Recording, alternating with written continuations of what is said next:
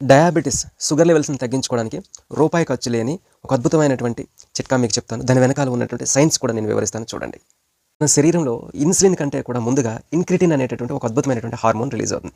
ఇన్క్రిటిన్ అంటే జీఎల్‌పీ-1, జీఐపీ అంటే gastric inhibitory peptide, GLP అంటే గ్లూకగాన్ లైక్ పెప్టైడ్. ఇన్క్రిటిన్ అనేది ఇన్సులిన్‌ని కంట్రోల్ చేస్తుంది, గ్లూకగాన్‌ని కంట్రోల్ చేస్తుంది. మన పొట్టలో ఆహారం తీసుకోవడం చాలు అనేటటువంటి భావన కల్పిస్తుంది. అలాగే ఎంత అవసరమో అంతే మనం తినేటట్లు మనల్ని ప్రేరేపిస్తుంది. ఆల్రెడీ మనకి లివర్‌లో సరిపడినంత సోర్సెస్ ఉంటే గనక ఇంకా తినేదానికి ఆసక్తిని కనపరచకుండా ఆపుతుంది.